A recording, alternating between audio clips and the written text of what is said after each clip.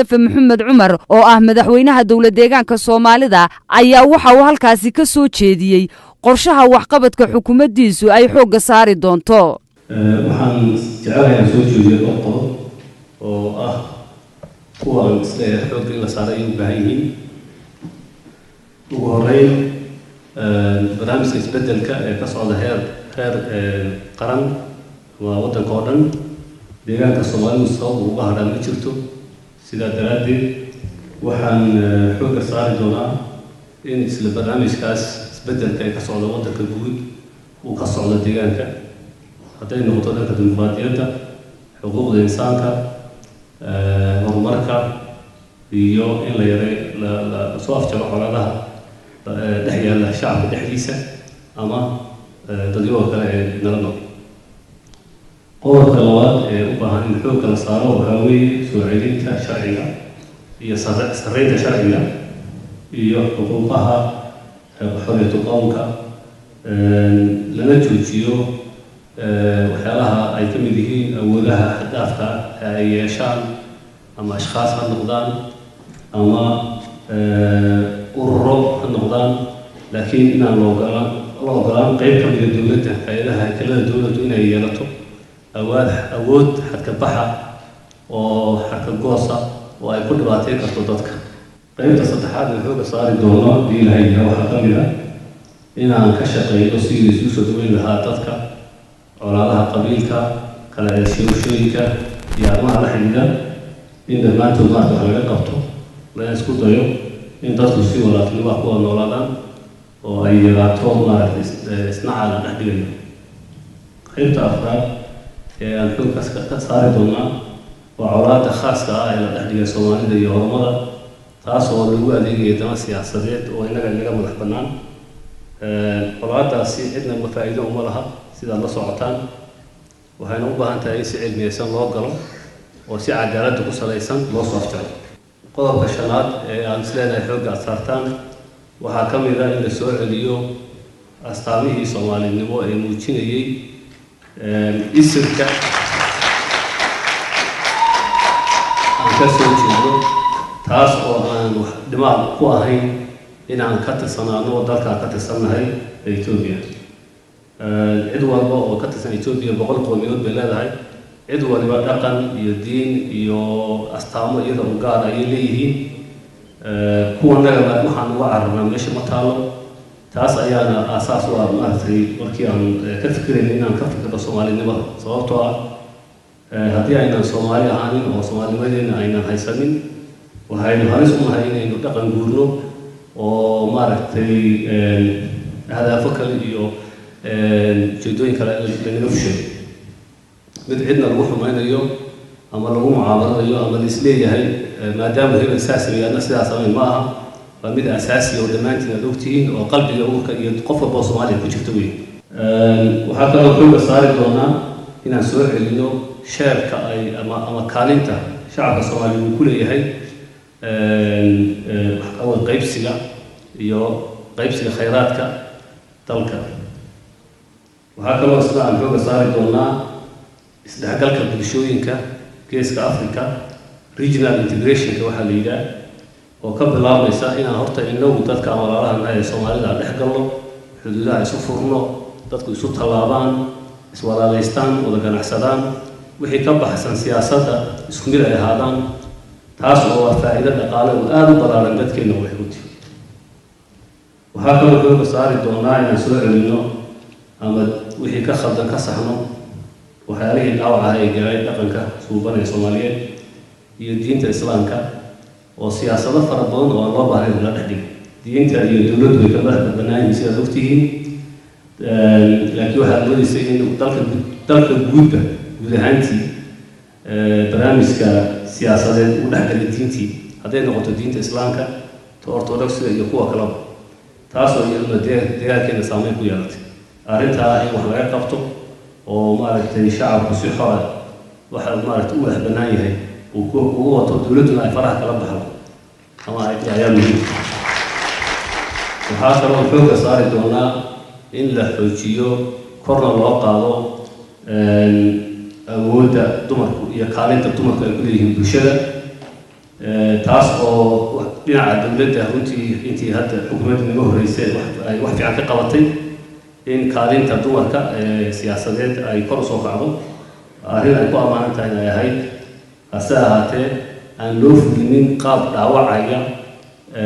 dhaqankii Soomaaliyeed ama qaab keenaya burbur bulsho ama qoysas taas inaan iyada xooga saarno oo iyada akhlaaqyaadkii iyo astaamihii Soomaalinimo ee qoyska laga tegin in laga shaqeeyo in kaalinta dumarka ay ku leeyihiin siyaasadda dhaqaalaha iyo bulshada la sii xoojiyo iyadoo waa muhiim waa la iswaafajin karaa wax isdiidan maaha qodobka tobnaad waxa weeye horumarkii socday in la sii xoojiyo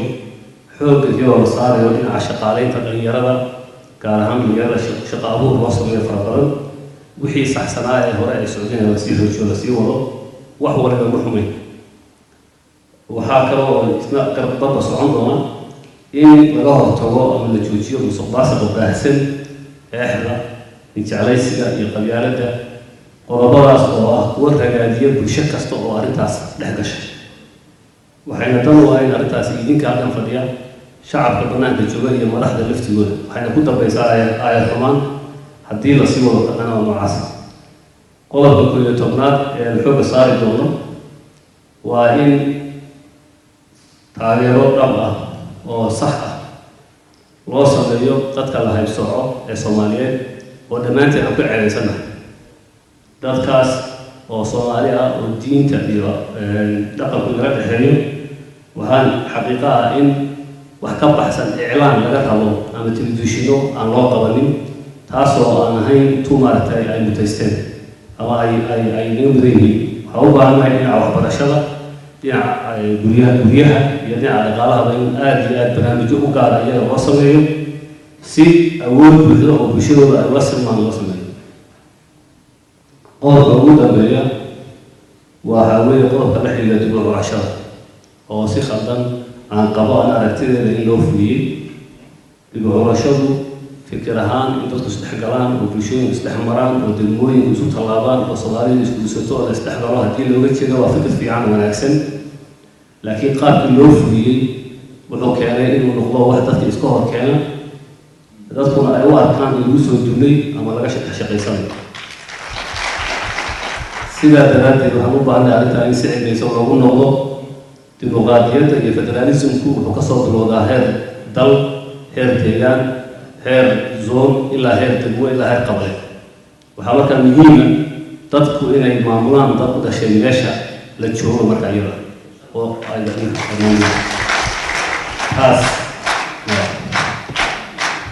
taasi waxay yareynaysaa cabashooyinka xagga bulshada ka imanaya maadaama qofku wuxuu ka cabanayaa ay noqonayaan wax maaragtay dadkii deegaanka ah oo is yaqaanaan oo ka tegaynin oo haddii uu dhibaato u geysto ama dakana ka galaan la joogayo la noolaanayo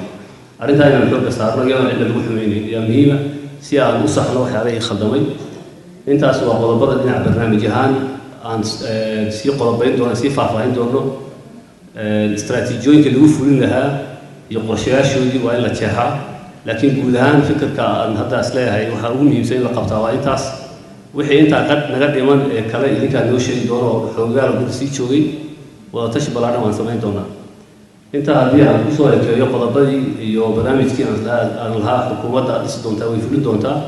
waxaan jeclaan lahaa mudanayaasha sharafta leh ee baarlamaanka iyo afhayeenkaba inaan u sheego in aan rajaynayo ka fadhiga kan ku xiga ama ha noqdo 3 bilood kadib ama 6 bilood kadib ama xilli kale in baarlamaankuna ay noqdaan dad iyaga laftigooda xoroobay shaqooyinkii loo soo doortay ka shaqayn kara aniga ila xisaabtami kara su'aal ay weydiin kara waxaan soo diidi kara si xora sida baarlamaanada la yaqaano ee Mareykan iyo Ingiriis kama hadlayno waxaan ka hadlaynaa Soomaaliland oo loo jeedo 120 kilomitir baarlamaanku waxa weeye wakiilka shacabka dad baa soo doortay cod dad meesha ku fadhiyaan matalaad ku joogdaan waxa weeye qofka baarlamaankii isaga ka awood badan madaxweynaha marka laga eego sharciga yaala in qof walba isagoo damiirkiisa iyo dadkiisa la tashanaya wixii kala quman mowduuc walba oo soo dhigo kayga isagoo xor isagoo cidna handadin yaan ku dadaali doonaa insha Allah gaaliya